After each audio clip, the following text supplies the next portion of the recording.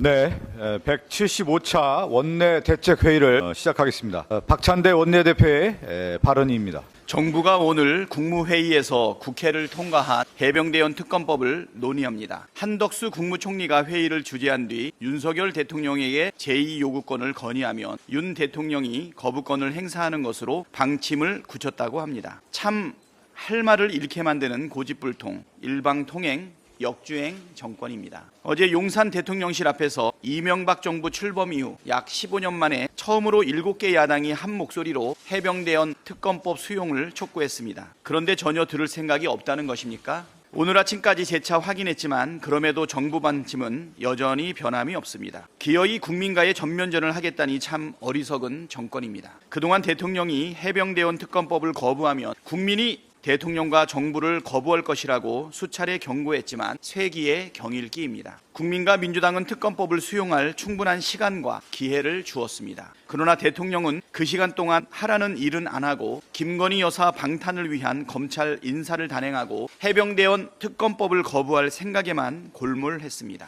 이런 무책임하고 무도한 대통령은 보다 처음입니다. 어떻게 감사원, 검찰 권력을 넘어 헌법이 부여한 거부권마저 사유화할 수 있습니까? 어떻게 이렇게까지 야당과 국민의 말을 무시할 수가 있습니까? 김건희 여사의 각종 범죄 의혹 수사도 노골적으로 방해하고 해병대원 순직 사건을 둘러싼 수사도 노골적으로 방해하고 그저 진실을 은폐하기에 급급합니다. 윤석열 대통령이 기어코 10번째 거부권을 강행하게 된다면 역대 최악의 대통령이라는 오명을 길이길이 역사에 남길 것입니다. 전쟁을 원하지 않지만 그렇다고 전쟁을 피하지도 않겠습니다. 대통령이 거부권 행사로 야당과 국민을 향해 전쟁을 선포하면 민주당은 모든 방안을 강구해 국민과 함께 윤석열 정권에 총력 대응할 것입니다. 국민과 싸워서 이긴 권력은 없습니다. 잠깐은 억누를 수 있을지 몰라도 결국은 국민 앞에 무릎 꿇기 마련입니다. 윤석열 대통령의 현명한 선택을 촉구합니다. 농림축산식품부 장관이 양곡관리법 개정안과 농산물 유통 및 가격 안정에 관한 법률 개정안이 통과되더라도 윤석열 대통령에게 거부권 행사를 건의할 것이라고 언급했습니다. 이게 도대체 장관이 할 소리입니까? 매우 위험천만한 발상입니다. 지금 당장 농민들 생계는 나락인데 농림축산식품부 장관은 민심은 아랑곳 않고 폭주하는 대통령 비위 맞추기에 열중하고 있습니다. 대통령이 여당 초선 당선인들에게 거부권 적극 활용하라라고 언급하더니 여당과 내각이 합작해서 국민과 전면전이라도 불사하겠다는 말입니까? 쌀값, 국민의 힘이 해결하겠습니다. 이거 누가 한 말입니까? 지난 대선 국민의 힘이 동네마다 내걸었던 현수막입니다. 이렇게 표를 받아놓고 국민의힘은 그동안 쌀값 안정과 농가소득 보존이 시급한 상황에서 무슨 노력을 했습니까? 이렇다 할 대책도 없이 민주당이 내놓는 대책에 그저 반대만 외쳤습니다. 오히려 적법한 절차대로 처리한 양곡관리법 개정안에 대해 대통령이 거부권 행사를 해서 절박한 농심에 돌을 던졌습니다. 그동안 양곡관리법 등 수많은 민생 법안이 대통령의 거부권과 집권당의 일방적 떼쓰기에 발목 잡혀 국회 문턱을 넘지 못하거나 넘더라도 거부당했습니다. 더 이상 이런 상황을 반복하지 말라는 것이 지난 총선 민심이었습니다. 대통령의 묻지마 거부권 행사에 민생이 발목 잡히는 일을 더 이상 좌시할 수 없습니다. 민주당은 국회 입법권을 무시하는 여당과 내각의 협작에 단호하게 대응하겠습니다. 국민이 주신 권한을 오직 국민을 위해 적극 사용하겠다는 말씀 드립니다. 검찰의 조작 수사에 대해서도 한마디 하겠습니다. 어제자 유스타파 보도에 놀라운 내용이 있었습니다. 국정원이 작성한 45건의 문건을 분석한 결과 쌍방울이 대북사업 호재를 이용해 주가 조작에 나설 가능성을 국정원이 사전에 포착했고 그에 따른 대책까지 세웠던 사실이 그 문건들에 담겨 있었다는 것입니다. 국정원의 이 문건 내용이 사실이라면 검찰이 이재명 대표를 잡기 위해 무리하게 수사를 하고 엉뚱한 혐의로 기소까지 했다는 뜻이 됩니다. 검찰은 그동안 쌍방울이 북한에 송금한 800만 달러가 경기도지사의 방북을 위한 대가라고 주장해 왔습니다. 그런데 사실은 쌍방울이 주가 조작을 위해 북한과 짜고 쳤던 일이었다고 국정원은 파악하고 있었다는 사실이 드러난 것입니다. 민주당은 그동안 쌍방울의 800만 달러 대북 송금이 주가 조작의 대가일 가능성이 매우 높다고 지적해 왔는데 국정원 문건이 이를 뒷받침하고 있습니다. 경교롭게도 검찰은 쌍방울 김성태 전 회장 등에 대해 주가 조작 혐의에 대해서는 따로 기소를 하지 않았습니다. 대북 송금의 실체가 만천하에 드러나는 것이 두려워서 그런 것 아니겠습니까? 검찰이 수사가 아니라 조작을 하면 범죄 집단과 무엇이 다릅니까? 22대 국회에서는 우리 민주당은 검찰의 조작 수사에 대해서도 따박따박 엄정 대응할 것이라는 말씀을 드립니다. 이상입니다. 네, 다음으로 진성준 정책위의장의 발언이 있겠습니다. 대통령이 국민의힘 초선 당선자를 만나서 당의 호위무사가 되겠다 이렇게 얘기하고 여당의 협상력을 높이기 위해서 대통령이 가지고 있는 거부권을 적극 활용하라 이렇게 주문하는 이런 대통령 저는 처음 봤습니다. 국민 전체를 대표해야 할 국가 원수 아닙니까? 그런데 어느 정당의 호위무사가 되겠다고 하고 어느 정당에게 대통령이 가진 권한을 협상력 높이기 위해서 쓰라고 주문하는 이런 대통령 처음 봅니다. 국민의 인내가 임계점을 넘어서고 있다고 생각합니다. 윤석열 대통령이 이 점을 명심해야 할 것입니다. 김건희 특검법에 대한 국민의 요구가 지대합니다. 오랫동안 두문불출하던 김건희 여사가 다시 공개 활동을 재개한 데 대해서도 국민의 비판이 비등합니다. 그러자 국민의힘이 난데없이 김정숙 여사의 인도 방문을 특검해야 된다 이렇게 주장하고 있습니다. 한마디로 김건희 물타기에 불과한 생트집입니다. 김정숙 여사의 인도 방문은 인도 측의 초청에 의한 것입니다. 2018년 7월 인도를 국빈 방문한 문재인 대통령과 인도 모디 총리의 정상회담에서 모디 총리가 허황우 기념공원 착공식 행사를 공동으로 주최하자 이렇게 제안했습니다. 그러자 문재인 대통령은 내가 못 가면 김정숙 여사라도 대신 보내겠다 이렇게 답변하면서 인도 측의 호의에 호응했습니다. 문재인 대통령의 인도 국빈 방문이 2018년 7월이었는데 이 허황우 기념공원 행사는 11월이었습니다. 대통령이 4개월 만에 다시 인도를 방문하는 것은 현실적으로 어려웠습니다. 그래서 문재인 대통령의 인도 방문이 무산되자 인도 측은 공식 초청장을 보내서 김정숙 여사를 초청했던 것입니다. 이렇게 인도 측이 김정숙 여사를 초청했기 때문에 정상급 의전을 통해서 김정숙 여사를 예우했고 또 모디 총리와 김정숙 여사의 양자 대화도 인도 측이 먼저 제안해서 성사되었습니다. 국민의힘이 주장하듯 인도가 최초로 초청한 것은 김정숙 여사가 아니라 도종환 문체부 장관이었다라고 하는 것도 사실이 아닙니다. 아까 말씀드렸던 것처럼 인도 측의 최초 초청은 문재인 대통령이었습니다. 그런데 대통령의 방문이 어려워지자 한국의 고위급 인사를 보내달라 이렇게 요청했던 것이고 외교 당국자들 간의 실무 협상 과정에서 김정숙 여사를 파견하는 것이 좋겠다라고 결론 나서 인도가 김정숙 여사를 초청했던 것입니다. 도종환 장관은 정부의 공식 수행원으로 동행한 것입니다. 타지마할에 방문한 것도 역시 인도 측의 요청입니다. 타지마할은 인도의 대표적인 유산 아닙니까? 해외 정상들과 국빈이 방문했을 때 늘 타지마할에 초청을 해서 타지마할을 자랑하게 하고 세계에 홍보하는 일들을 해왔습니다. 프랑스 마크롱 대통령, 캐나다 트루도 총리, 인도를 방문한 수많은 정상들이 타지마할에 방문했습니다. 김정숙 여사도 마찬가지입니다.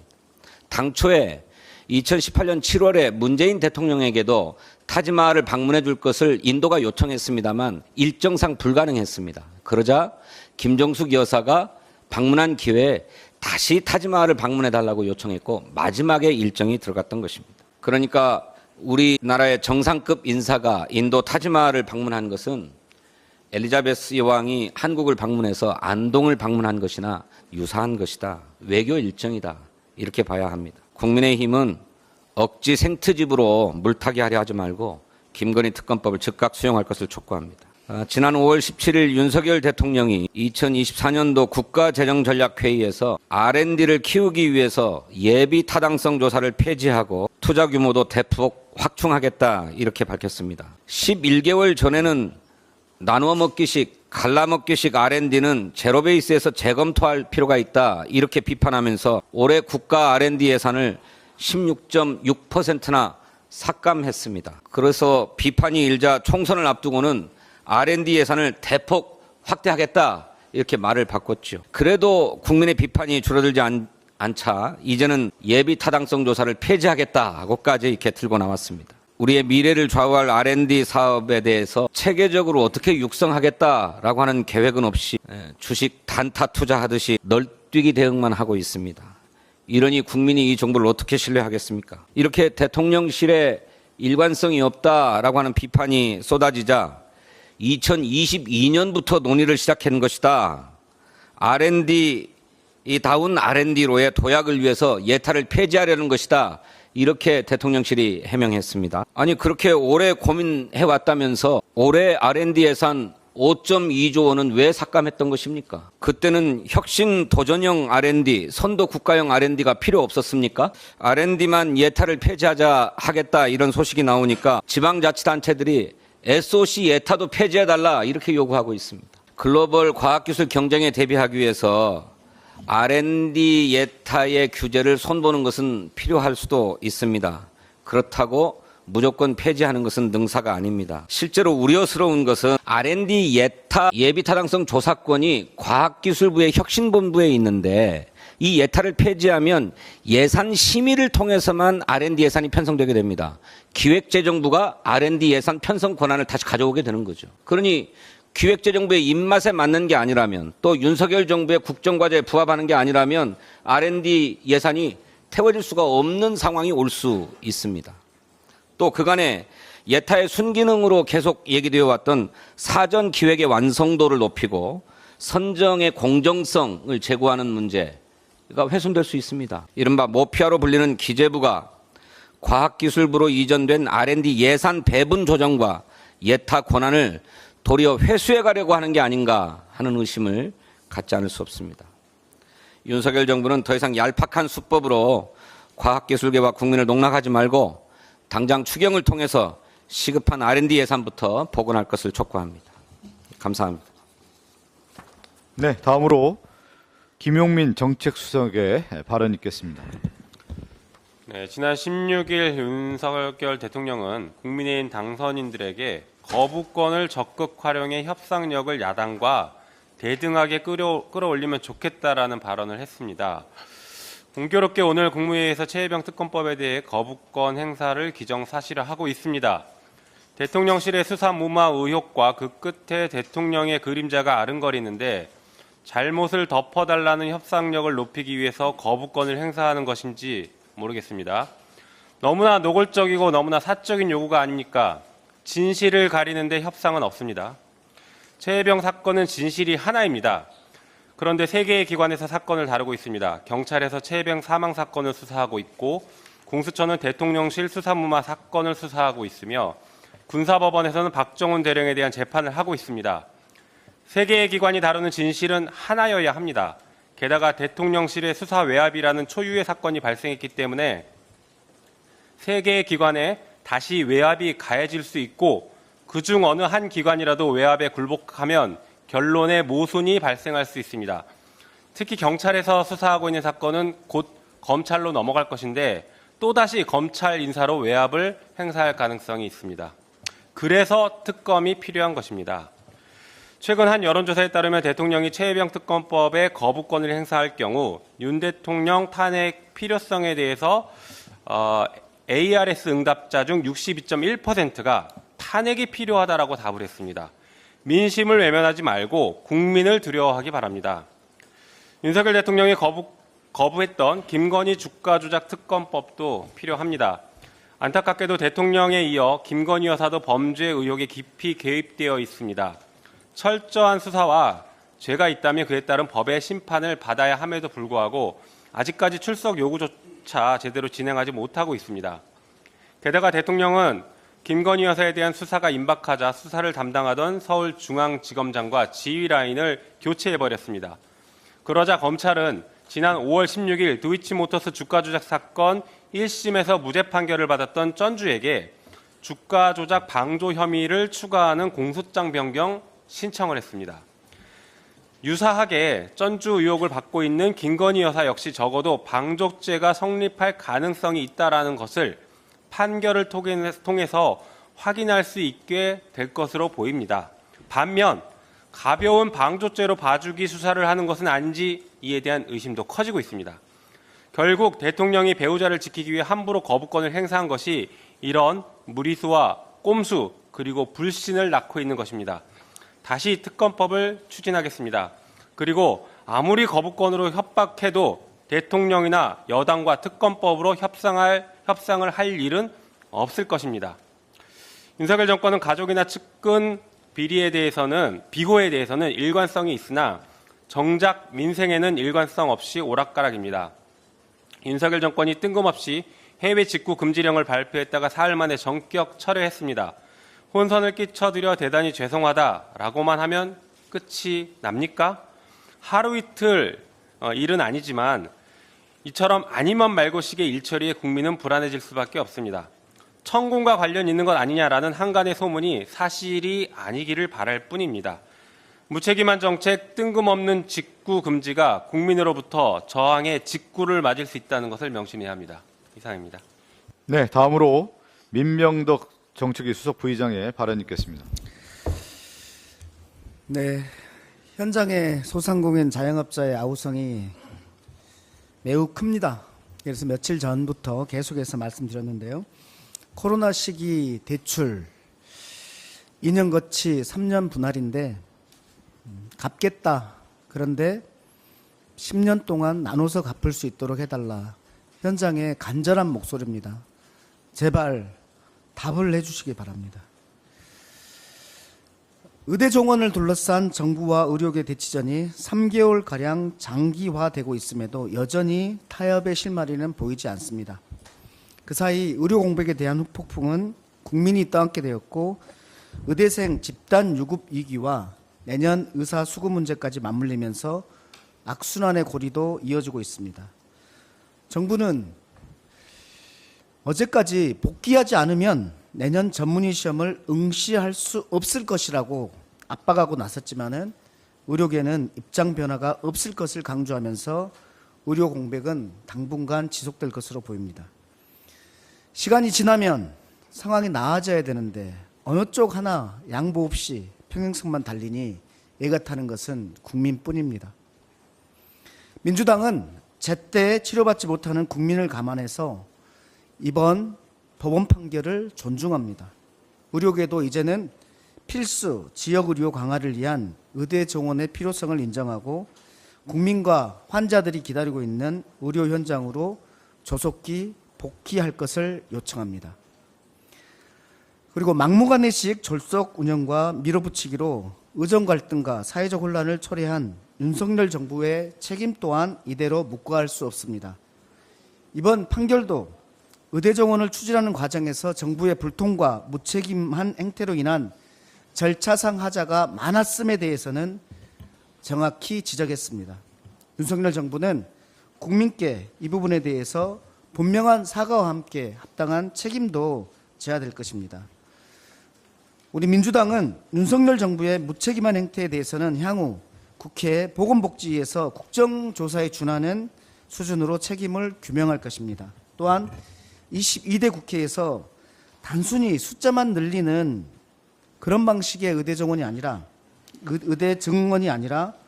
공공의료, 필수 의료, 그리고 지역 의료 기반을 뒷받침해서 국민이 어디서나 제대로 의료 서비스를 제공받을 수 있도록 의료제도 개혁을 적극 추진하도록 하겠습니다. 그 과정에서 환자와 의사 그리고 간호사를 비롯한 국민이 직접 참여하고 공개적이고 투명한 그런 정책을 마련해 나가도록 하겠습니다. 한 말씀만 더 드리겠습니다. 최근 송미령 농식품부 장관의 양곡관리법 농안법 개정안에 대한 왜곡과 망언이 도를 넘어섰습니다. 국회 농해수위에서 그 법안이 4월 18일 날 의결된 이후에 송 장관은 기자간담회를 시작해서 두 법안에 대한 망언과 왜곡에 거침이 없습니다. 심지어 농민단체가 국회에서 법 제정 촉구대회를 하려고 하니 같은 시간에 농민단체 대표자 간담회를 하겠다는 치졸한 작태마저 보이고 있습니다. 송 장관은 양곡법 개정안이 남는 쌀 강제 매수법이라며 쌀 과잉 구조가 심화될 것이라고 주장했습니다. 악의적인 가짜 뉴스입니다.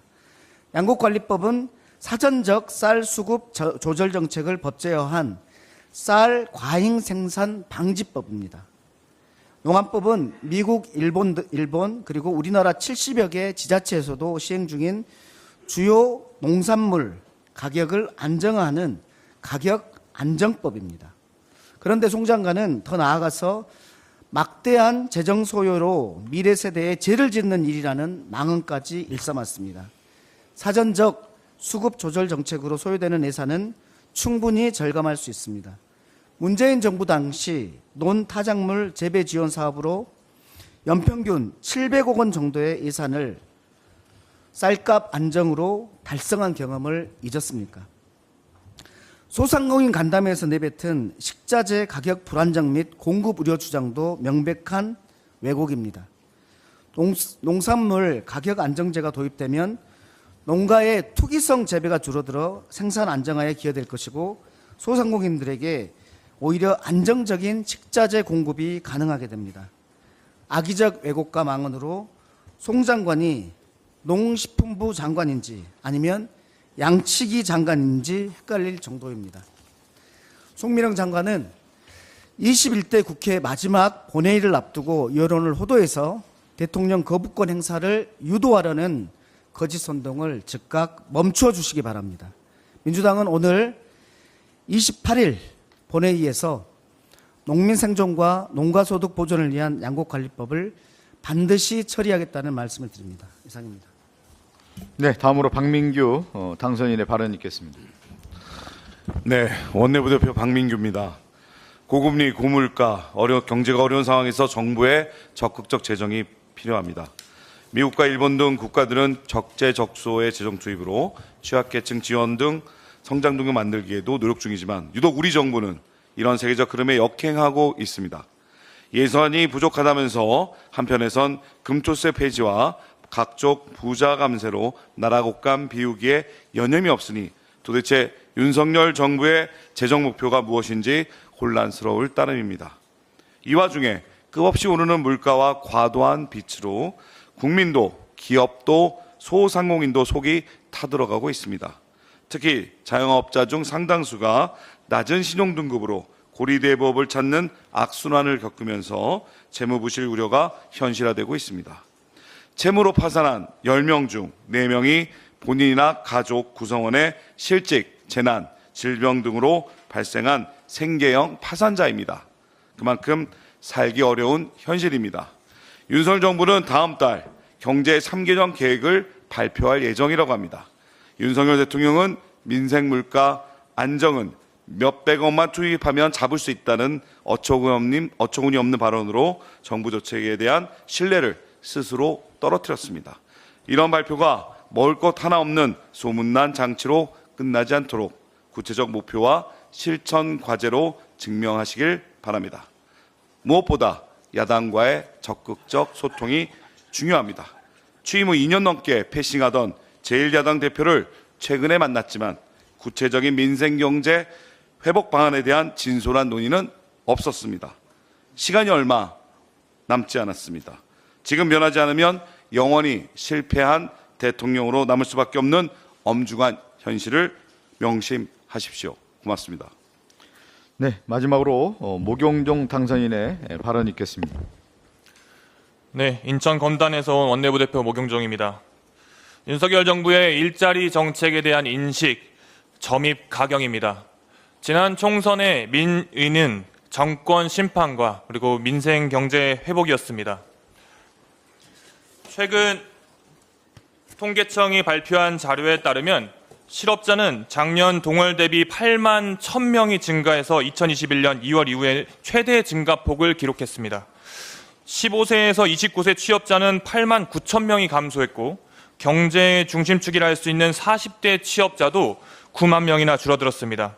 윤석열 정부는 이번 통계를 보면서 역대 최고 취업률이라면서 자화자찬하기 바쁩니다. 그러나 지금 대한민국의 일자리 건강은 과연 안녕한 상태입니까? 높은 취업률은 60세 이상의 취업자 증가에 기인한 것뿐입니다. 29만 2천 명, 정말 많은 숫자로 보이긴 합니다. 그러나 이것은 노인 빈곤 문제와도 연관되어 있습니다. 낮은 연금과 나날이 오르는 그 물가를 버티지 못하고 노동시장으로 다시 재진입하는 노년층의 모습을 볼 수 있기 때문입니다. 이번 통계는 한국 경제 전반이 흔들리고 있음을, 그리고 정부의 일자리 정책이 전혀 효과적이지 않다는 점을 시사하고 있습니다. 최근 국가재정전략회의라는 곳에서 최상목 경제부총리가 역동 경제정책 시리즈라는 것을 발표했고 사회 이동성을 강화하겠다고 말했습니다.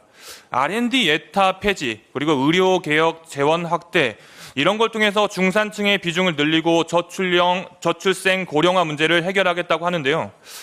이 발표에서조차 구체적인 일자리 정책은 눈에 띄지 않고 있습니다. 일자리 문제를 해결하지 않고서는 사회 이동성 강화는 이루어질 수 없을 것 같습니다. 중산층 70%를 만들겠다, 이렇게 자신만만하게 외치는 윤석열 정부에서는 국민을 위한 일자리 정책 과연 어떻게 내놓고 있습니까?